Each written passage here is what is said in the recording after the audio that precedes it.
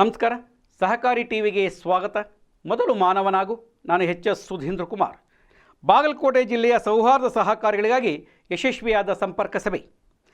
ಬಾಗಲಕೋಟೆ ಜಿಲ್ಲೆಯ ಸೌಹಾರ್ದ ಸಹಕಾರಿಗಳಿಗಾಗಿ ಸಂಪರ್ಕ ಸಭೆಯನ್ನು ಸಾಯಿ ಮಂದಿರ ವಿದ್ಯಾಗಿರಿ ಇಲ್ಲಿ ಇತ್ತೀಚೆಗೆ ಆಯೋಜಿಸಲಾಗಿತ್ತು.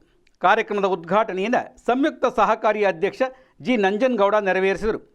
ಅಧ್ಯಕ್ಷತೆಯನ್ನು ಸಂಯುಕ್ತ ಸಹಕಾರಿ ನಿರ್ದೇಶಕ ಜಿ.ಎನ್. ಪಾಟೀಲ್ ವಹಿಸಿದ್ದರು.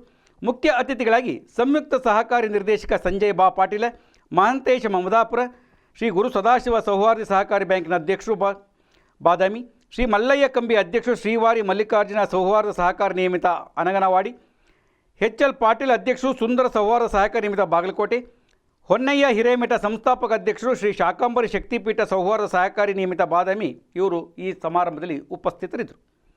ಕಾರ್ಯಕ್ರಮದಲ್ಲಿ ಸ್ವಾಗತ ಮತ್ತು ಪ್ರಾಸ್ತಾವಿಕ ನುಡಿಗಳನ್ನು ಪ್ರಾಂತೀಯ ಅಧಿಕಾರಿ ಬಸವರಾಜ್ ಹೊಂಗಲ್ ನಡೆಸಿಕೊಟ್ಟರು. ಕಾರ್ಯಕ್ರಮದ ಉದ್ಘಾಟನೆಯ ನಂತರ ಸಹಕಾರಿ ಅಧ್ಯಕ್ಷರಾದ ಜಿ ನಂಜನಗೌಡ ಅವರು ಸಂಪರ್ಕ ಸಭೆಯನ್ನು ಉದ್ದೇಶಿಸಿ ಮಾತನಾಡಿ ಸೌಹಾರ್ದ ಸಹಕಾರಿಗಳೊಂದಿಗೆ ಸಮಾಲೋಚನೆ ನಡೆಸಿದರು.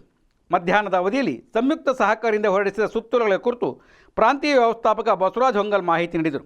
ಕಾರ್ಯಕ್ರಮದ ನಿರೂಪಣೆಯಿಂದ ರೇಷ್ಮಾ ಪಾಟೀಲ್ ನಡೆಸಿಕೊಟ್ಟರು. ಸಭೆಯಲ್ಲಿ ಜಿಲ್ಲೆಯ 273 ಸೌಹಾರ್ದ ಸಹಕಾರಿಗಳಿಂದ 512 ಪ್ರತಿನಿಧಿಗಳು ಭಾಗವಹಿಸಿದರು. ಈ ಸಂಪರ್ಕ ಸಭೆ ಅತ್ಯಂತ ಯಶಸ್ವಿಯಾಗಿ ನಡೆಯಿತು.